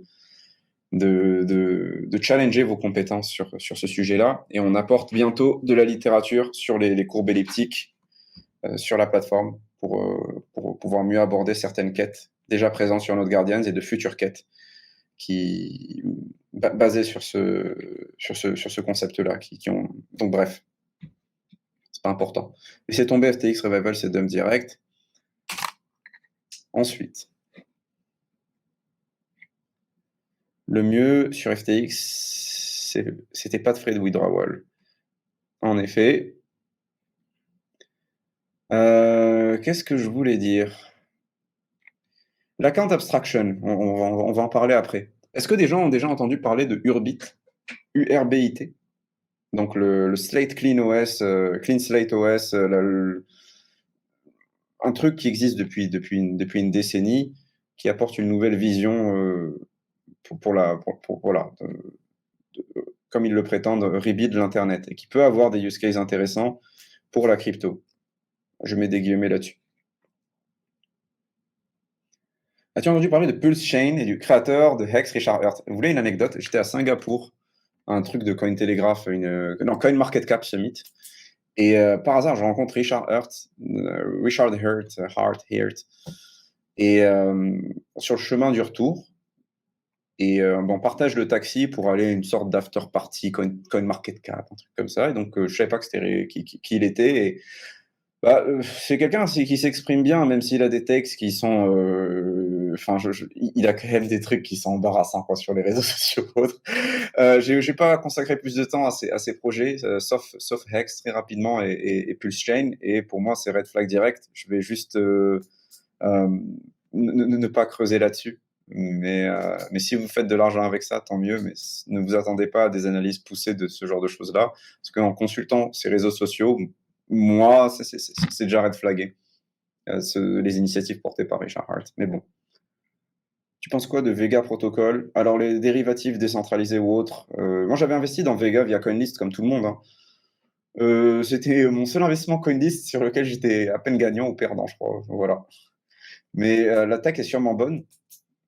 Mais je n'ouvrirai pas de position sur Vega aujourd'hui, parce que c'est très subjectif.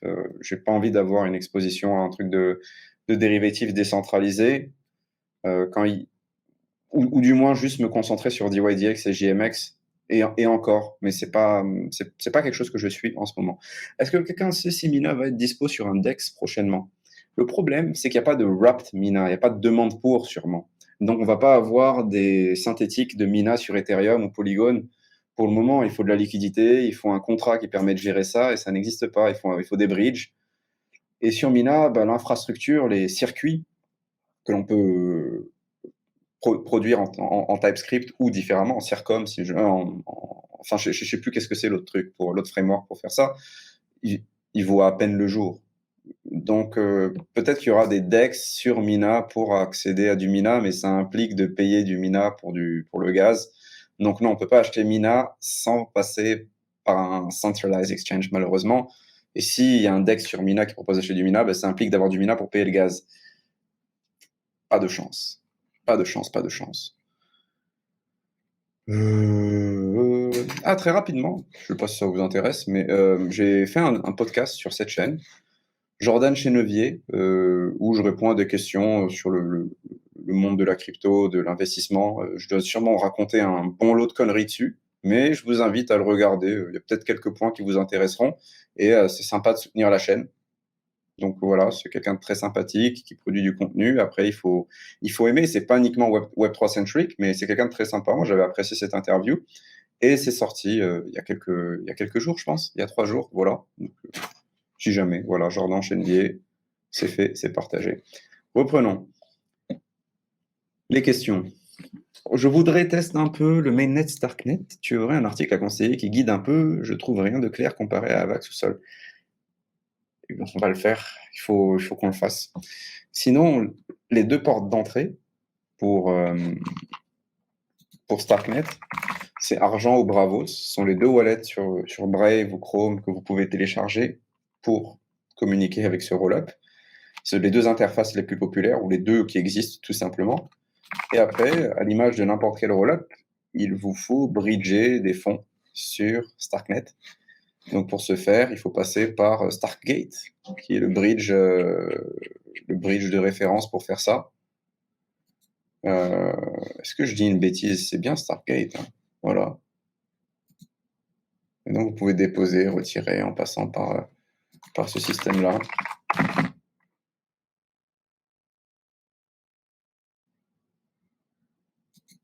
Je vérifie une chose.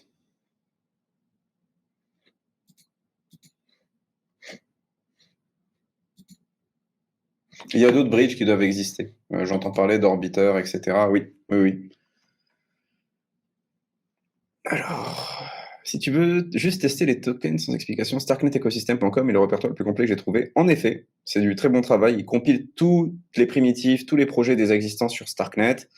Il y a tout, il y a pas mal de choses là-dessus, donc c'est pas mal de consulter tout ça. C'est quoi ta routine? Make-up? Aucune. Tu vas aller à l'Avalanche Summit? Sûrement. Sûrement, sûrement. J'ai appris beaucoup de choses. Merci Magic King, qui est un early utilisateur de Node Guardians et une des premières personnes, si ce n'est la première personne, avec Abdel à l'époque, qui avait review les challenges de Node Guardians, mais les premiers de chez premiers, le GitHub, le repo il y a 8 mois ou 6 mois. Donc, un grand merci. Et merci de consacrer du temps à la plateforme, de la tester. Vraiment, merci beaucoup, du fond du cœur. C'est très sympa. C'est quoi ton avis sur ICNS de Cosmos? Pourvu que ça marche, et c'est bien de voir qu'il y a des initiatives pour donner un peu plus de vigueur aux jetons atomes qui arrivent et qui sont vraiment implémentés. Après, reste à voir comment ce modèle s'inscrit avec l'arrivée de Eigenlayer qui peut avoir des middleware qui vont pouvoir permettre d'apporter la sécurité d'Ethereum à des chaînes émergentes sur l'interchain.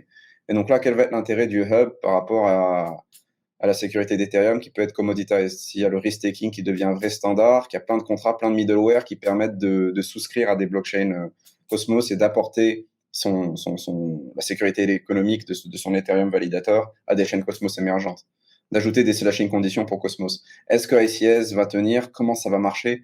Il va y avoir pas mal de changements, de gros bouleversements qui vont arriver et ça va être intéressant.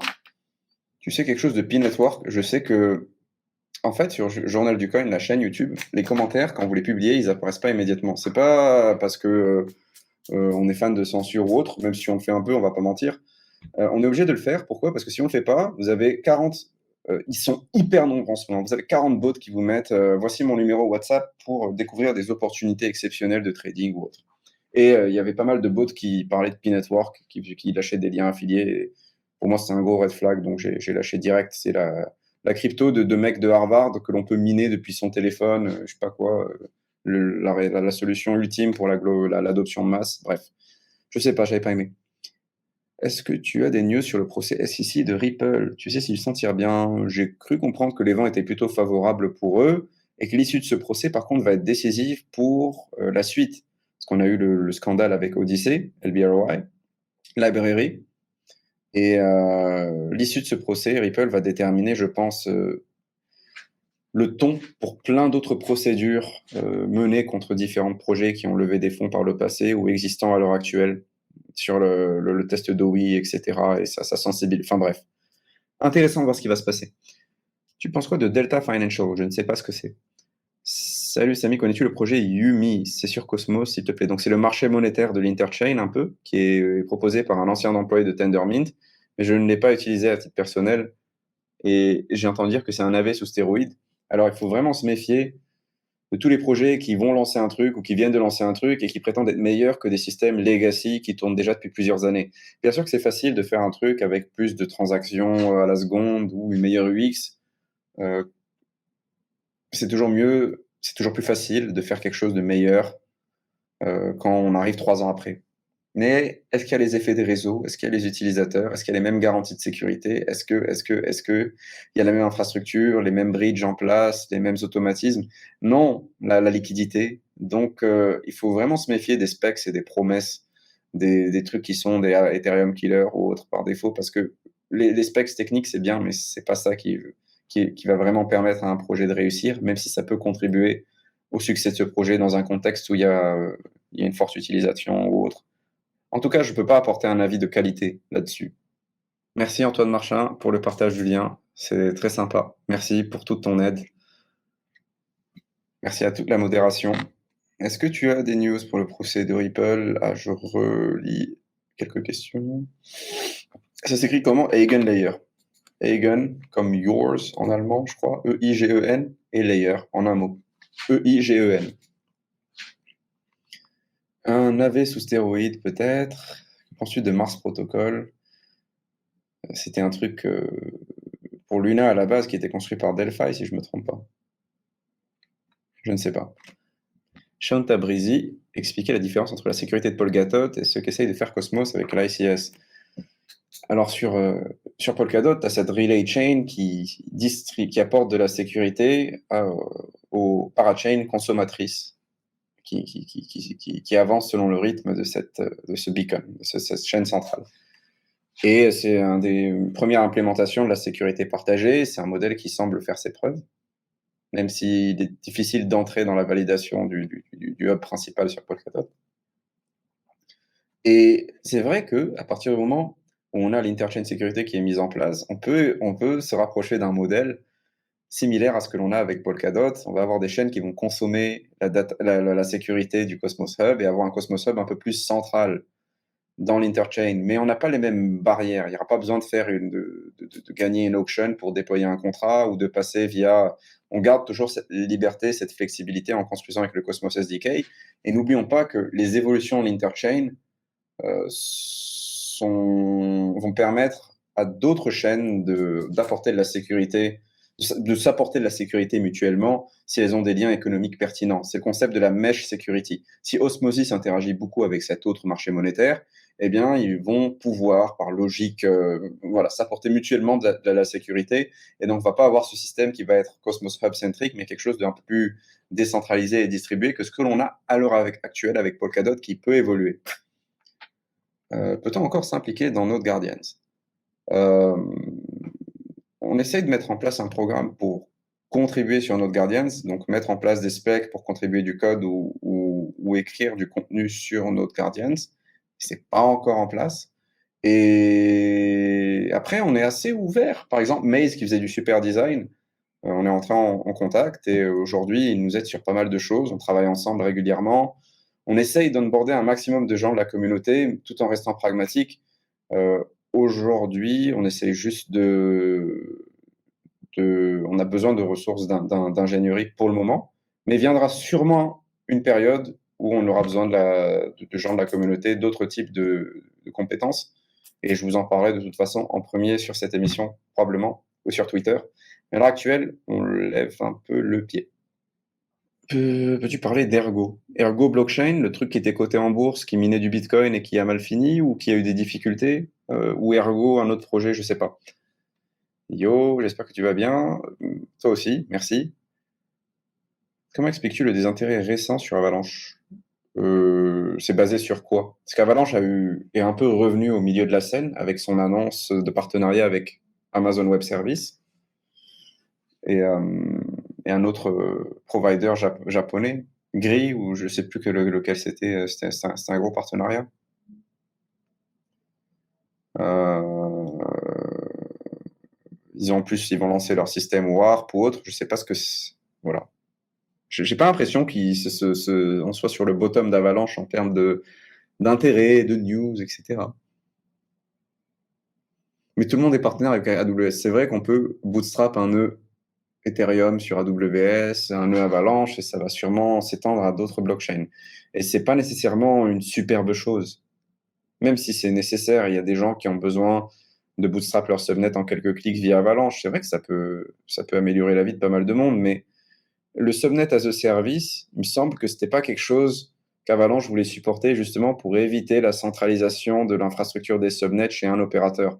Et donc, j'ai l'impression que là, on va quand même contre ce principe, juste pour bénéficier de l'impact sur l'adoption que ça pourrait avoir. Et ça, j'ai peut-être mal compris. Peut-être que Nicolas verra cette rediffusion, mais ça m'a un peu laissé perplexe pour le coup, parce que c'était un concept qu'on voulait apporter, le subnet as a service, pour les différents porteurs de projets sur Avalanche, et c'était pas très bien reçu, parce qu'on voulait éviter cette centralisation de l'infrastructure chez un opérateur, ou toute initiative menant à ce résultat-là. Alors Avalanche et AWS, finalement, c'est pouvoir bootstrapper dans son node facilement en un clic, faire son subnet en un clic. Oui, mais qui provide l'infrastructure? C'est les data centers d'AWS. C'est une bonne chose? Non. Après, je comprends, on a besoin de ce genre de news pour avancer, pour faire parler de soi. Donc, je respecte tout à fait la méthode, mais mon ressenti est tout de même mitigé là-dessus. Voilà. J'ai start Node Guardians dans le but de me former dans ce nouveau domaine.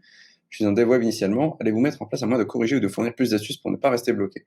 Alors, il y a les indices, mais c'est vrai qu'aujourd'hui, la plateforme, et ça va pas encore changer dans un futur proche, elle ne s'adresse pas aux débutants. On est plus sur les développeurs intermédiaires ou autres.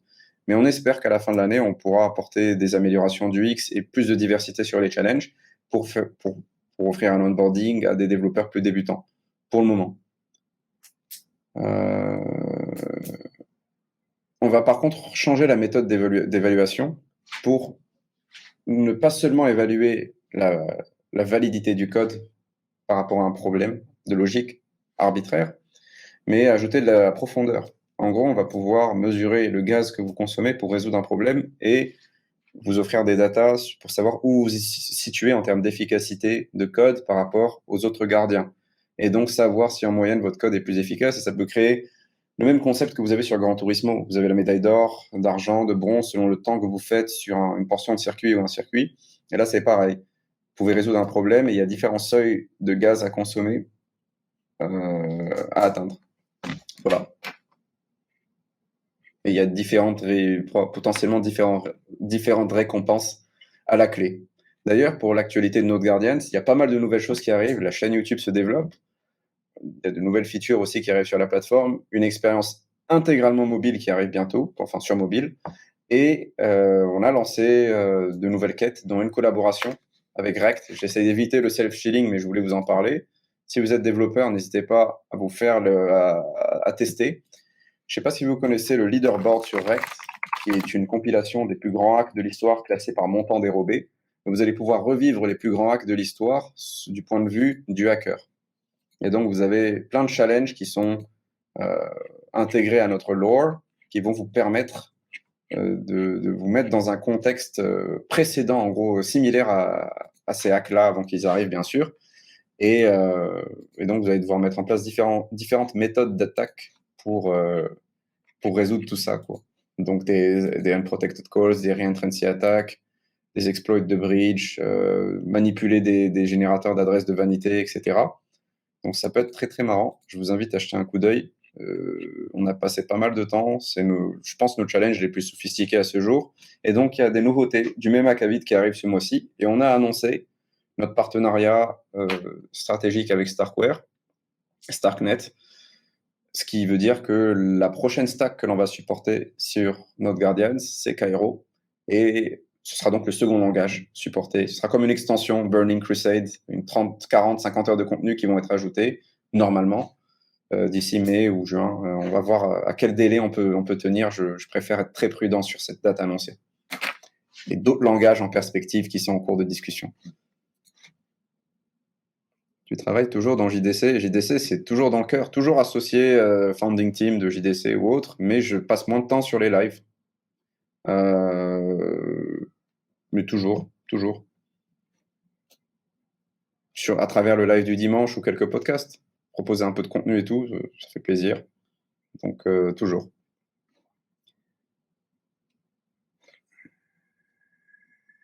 Tout ce qui touche à l'écologie, EWT, ça sent le red flag. Ah ouais, alors tout ce qui touche à la charité, l'écologie, l'énergie, tout ça et la blockchain, je zappe. Et j'ai pris ma leçon là. FTX, le coup de l'effectif altruisme, ça confirme bien la thèse. Tout ce qui vous mélange charité et blockchain, il faut fuir, à mon sens. C'est pas un conseil en investissement, mais dès qu'on essaye de vous dire que vous êtes vertueux parce que vous investissez sur tel ou tel protocole ou exchange centralisé parce que votre argent va servir à reconstruire la banquise des ours polaires ou à mettre fin à la faim dans le monde, non. C'est nul. Souvent. C'est pas normal de faire ça. C'est bizarre. Si vous voulez faire de la charité, des délires comme ça, enfin, c'est une super chose, mais je disais des délires parce que j'étais sur la connotation péjorative de FTX, de l'effectif altruisme ou autre. Faites-le dans votre coin et évitez au maximum de le diffuser ou autre, et ne passez pas par des opérateurs pour le faire pour vous. Enfin, si vous passez par des charities ou autres, mais pas besoin de passer par quelque chose qui sert à trader des options pour s'exposer à de la charité, les fees d'une plateforme d'options qui vont aussi. Tout ça, c'est dangereux. Voilà. Souvent. Ça, c'est bizarre.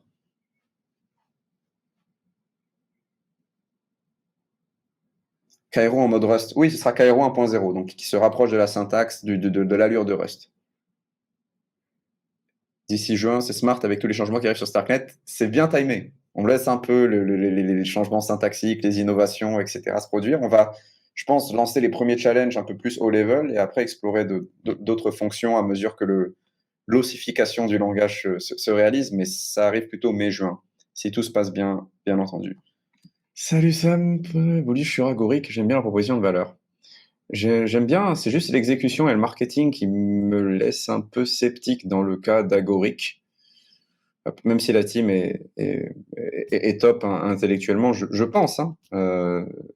Je sais pas s'ils arriveront à exécuter, mais c'est juste mon avis et il y a pas mal d'informations que je n'ai peut-être pas. Donc voilà. Comment donner des minas à des corrompus en Ukraine? Ah, ah, c'est toi. Ah, ah, ah. Ça n'a pas été donné à l'adresse Ethereum qu'il y avait sur Government of Ukraine ou quoi que ce soit. Non, ça a été donné à des gens que l'on connaissait ou des associations qui ont qui offrent un minimum de visibilité sur ce qu'elles font. Puis c'était un grant. De toute façon, c'était une distribution d'argent public qui m'était faite, donc forcément, il n'y avait rien de secret dans tout ça. C'était annoncé, c'était public sur la page de Mina Protocol. Moi, je l'avais rejeté parce que c'était le lancement, c'était le début de la guerre en Ukraine. Je me suis dit, why not? Parce que c'est un pays que je connais, dans une certaine mesure. Je suis allé plusieurs fois et j'ai été juste avant la guerre. Ça m'avait un peu touché de voir des endroits que je connaissais être un peu dans la mouise. Mais après, il y aura toujours une sorte d'espèce intellectuellement supérieure qui viendra me dire que cet argent aura servi à alimenter des cellules néofascistes, euh, darwiniennes, etc. Et puis voilà. Il y a toujours des gens smart comme ça sur les réseaux sociaux. Je pense qu'il faut composer avec. C'est la vie. Il fallait le donner des deux côtés. De toute façon, je pense que j'aurais soutenu les deux côtés, vu que je vivais, j'avais payé des taxes de l'autre côté aussi. Voilà. Le bug de l'an 2000 sur Node Guardian, c'est 2 DAO. Non, ma pire crainte, c'est que notre backend ne marche plus et que vous puissiez plus vérifier les challenges sur Node Guardians, mais sur Node Guardians, on ne prend pas vos fonds, ni vos données personnelles, email, nom, prénom ou autre. On ne prend pas vos fonds et c'est pas obligatoire de déposer enfin, on peut pas mettre ses données personnelles sur la plateforme. Donc, on peut pas hacker les contrats de Node Guardian vu que c'est vous qui les déployez sur le testnet et il n'y a pas de réelle valeur économique sécurisée dessus. La seule crainte, c'est juste que le back-end foire, quoi, parce qu'on veut être un maximum disponible. Ah putain, pardon. Ok, j'ai mal compris. Un CTF The DAO-like, si franchement c'est ce que vous voulez voir sur la plateforme, on répond à tous les messages sur Discord, dans général ou suggestions ou autres. Vous pouvez même m'ajouter en ami et m'envoyer un message. Si c'est lié à Node Guardians, j'essaye d'y répondre très rapidement. Et on prend en compte toutes les suggestions, toutes les doléances, tous les trucs que vous détestez. Venez nous voir, on corrige. Et on priorise l'ajout des fonctionnalités selon ce que vous voulez voir. On fait du cas par cas, donc ça nous aide grandement, on a besoin de vous pour ça. N'hésitez pas. Si vous voulez voir un challenge qui vous permet de revivre The DAO, why not? Pas de souci. On essaie de le construire, on vous propose ça. As-tu un avis sur GMD Protocol? Pas du tout. Pas du tout, je ne le connais pas. Rocket Pool, la team est superbe et ils opèrent depuis un moment. Les DAO en fait de liquid staking pour Ethereum, typiquement Lido et Rocket, euh, deviennent des places politiquement intéressantes. Leur jeton de gouvernance s'apprécie beaucoup. Et, et je sais pas après si Rocket Pool c'est la solution ultime pour faire pour faire du staking sur Ethereum, même si on peut le faire avec un demi-nuke, donc 16 Ethers sur Rocket Pool. Moi, je pense qu'il faut tout de même regarder Obol. Obol, qui vient d'annoncer sa nouvelle levée de fonds de 12 millions de dollars. La team est très cool. On va essayer de faire un podcast dans pas longtemps. Eux, ils travaillent sur une technologie qui s'appelle DVT. C'est eux qui l'ont proposé pour la première fois. Donc, le Distributed Validator Technology. En quoi ça consiste? Ça permet de fragmenter le secret, une clé en gros d'un validateur, en plusieurs tessons, en plusieurs shards, pour que plusieurs opérateurs contribuent au maintien d'un seul validateur de 32 Ethers. Donc on peut composer un validateur avec autant d'Ethereum qu'on veut en faisant partie d'une pool. Et après, ben, on a une meilleure résilience vu que le validateur ne dépend pas d'une seule machine, mais de plusieurs machines. Et on peut définir des seuils, vu que c'est de la cryptographie de seuils. Mais il y a aussi il y a certains effets qui sont peu optimaux parce qu'on a besoin de maintenir plusieurs machines pour juste un validateur à 32 if. Donc il y a des coûts en bande passante, en cloud qui sont plus forts, mais on peut faire tourner plusieurs validateurs dans une même machine pour amortir en gros cet effet négatif. Mais ça, c'est quand même intéressant pour l'inclusivité, pour rendre le truc plus inclusif et rendre Ethereum plus décentralisé. Donc, Obol et SSV Network, c'est pas mal. Faut regarder en ce moment, nous on est sur le testnet et je pense que vous pouvez même y aller si vous êtes développeur. En ce moment, c'est le moment. Et on le fait sur les deux. Donc, check it out. Check it out. On va essayer de proposer quelque chose sur Node Guardians qui leverage, qui est basé sur cette tech, offrir une pool de staking. Il y a des news sur Celestia. Eh bien, ils ont annoncé les personnes. C'était quoi, Samy? Top N wallet de trading, c'est-à-dire? J'ai pas compris. Prioriser l'application mobile, bien noté. Bien noté, bien noté. Pour Celestia, c'est le testnet Arabica incentivisé. Ils ont annoncé les résultats. Il y a eu 20 000 candidatures. Ils pouvaient donner qu'une centaine de slots et ça a été annoncé. Et malheureusement, il n'y a que 0,5% des gens qui auront leur place. Mais ouais, c'est les dernières nouvelles qu'il y a pour Celestia. Après, si vous voulez construire sur Celestia, il y a le Modular Fellowship Programme qui existe. Et si vous vous sentez confiant, vous avez besoin d'être mis en relation avec Celestia, que vous avez un vrai projet, que vous savez coder, je ne vais pas vous prendre une commission. Vous venez me voir sur Twitter, par DM, vous détaillez exactement ce que vous souhaitez faire, etc. Et moi, je vous mets en relation directe. Après, vous vous débrouillez. Avec la personne qui gère les grants, il n'y a pas de souci. Et on a un nouveau podcast avec Mustapha de Celestia, le CEO, qui sera disponible dans une dizaine de jours. On l'enregistre là dans quelques jours, vendredi, et il sera sûrement dispo dans 2 semaines. Et on va un peu faire l'état des lieux de Celestia en long, en large. C'est pour ça que je voulais pas répondre à la question sur l'ICS. La meilleure réponse, ça va être ce podcast-là sur lequel on va tout traiter pendant 1 heure et demie. Ce sera sur la chaîne de Node Guardians et je vous invite à le regarder si vous avez du temps. Ton avis sur Interchain Name Service de Cosmos? Ce que j'avais pas aimé sur Interchain Name Service de Cosmos, c'est justement le fait que ça fonctionne sur. Il faut lier l'application à Twitter. Donc, il faut partager des données personnelles pour bénéficier d'une application sur des systèmes distribués. Sur une blockchain. Donc, un mode d'authentification qui nécessite des données personnelles. Ça m'avait refroidi, je n'avais pas creusé plus que ça. Au sujet de l'adaptation de Node Guardians, tu penses qu'on peut imaginer une utilisation en milieu scolaire? En fait, le moteur de vérification et la pédagogie et tout le concept, je réfléchis parfois à en faire un spin-off Web 2 juste pour la programmation en règle générale, avec quelques points différenciants par rapport à ce qui existe déjà comme Code Wars, etc. Mais pour l'instant, on n'y est pas encore et on va juste se concentrer sur le Web 3 pour le moment et peut-être étendre ça sur d'autres secteurs. Un SRE, un Site Reliability Engineer, sur temps personnel, famille, quelques heures par semaine, sans le capital requis pour monter un nœud, peut-il utiliser ses skills pour contribuer à un écosystème? Oui, oui, ça devient difficile parce qu'il y a des gens partout dans le monde qui se spécialisent pour farmer les incentivized testnets, mais c'est possible. Si tu déploies un nœud, tu proposes des images sanitizées pour bootstrapper un nœud sur ce testnet, que tu fais des pull requests, tu offres des commentaires sur les erreurs rencontrées et que tu participes activement sur un Discord de validateurs, comme par exemple Axelar ou autre, tu vas être remarqué. Il faut bien faire le boulot, il faut le faire en anglais, et tu vas pouvoir probablement bénéficier de quelque chose, des tokens ou une forme de reconnaissance sans être nécessairement une entité ou autre, juste un SRE. Mais il faut y consacrer un peu de temps et tu peux amortir tes coûts en termes d'infrastructure si tu fais du bare metal. Mais c'est quand même cher. Mais tu peux le faire, totalement. Des news sur Kyve, j'attends toujours mon airdrop.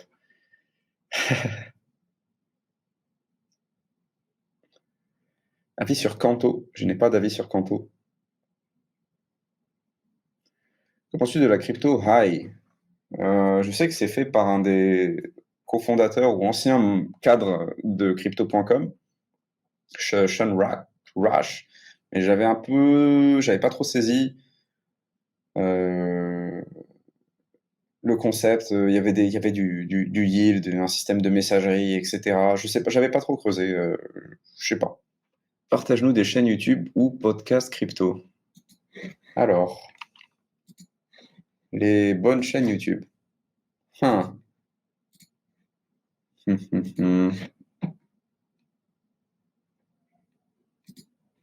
Les bonnes chaînes YouTube. Ok. Imperator, qui font des interviews de 2 minutes sur les personnes de l'Interchain. Ça commence vraiment à devenir fourni. C'est des bons potes, c'est des gens que j'aime bien. The Interop, pareil, c'est pour l'Interchain et l'au-delà. Ils vont même au-delà de l'Interchain, ils explorent d'autres projets comme Aleo ou autres, et j'aime beaucoup. Zero Knowledge, ça devient une référence, ils font des événements, des podcasts sur tout, même au-delà du Zero Knowledge. C'est super intéressant. The Graph IQ, là, c'est plus autour de The Graph, c'est pas mal. Mais Bankless, bon, la base, il y a des débats qui sont intéressants portés sur cette chaîne-là. Quoi d'autre? Quoi d'autre? Quoi d'autre? Quoi d'autre? Cryptocito, c'est assez accessible et c'est moins technique et il y a pas mal de contenu sur l'interchain, c'est vraiment cool. Quoi d'autre? Quoi d'autre? Quoi d'autre? Quoi d'autre?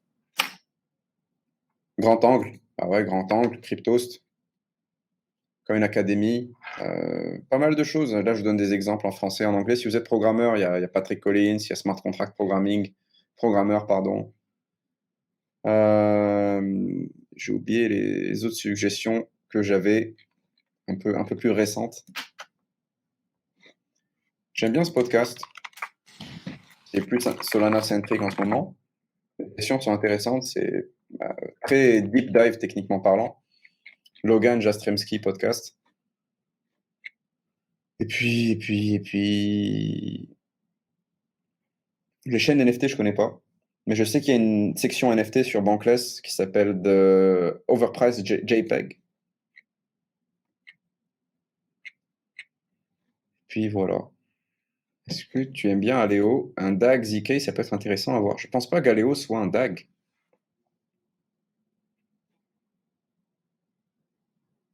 Findmatics, en effet. Voilà, on l'avait oublié. Merci pour le rappel. Findmatics, c'est génial.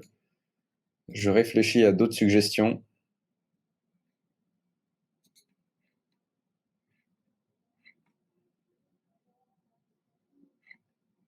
Epicenter. Mais bon, c'est toujours les mêmes suggestions que je vous fais, mais on entend parler de tout. Après, le mieux, c'est de zoner sur Twitter. Il y a plein de podcasts, de trucs qui arrivent sur Twitter. Il y a tout sur Twitter, franchement. Il faut juste y consacrer un peu de temps, mais il y a pas mal de choses. Pas mal de threads, de podcasts, de trucs en tout genre. Whiteboard Crypto, il est fort aussi. Franchement, c'est très compréhensible ce qu'il fait. C'est génial. Si tu étais dev, tu aurais codé dans quel projet? Ah ah, Node Guardians. Comment récupérer 32 ETH avec peu de moyens? Voilà la vraie question. Mais c'est la question à laquelle on essaye de répondre depuis ces dernières années. Et sans capital, la méthode, c'est les ambassadeurs programmes, c'était vraiment la méta pendant pas mal de temps.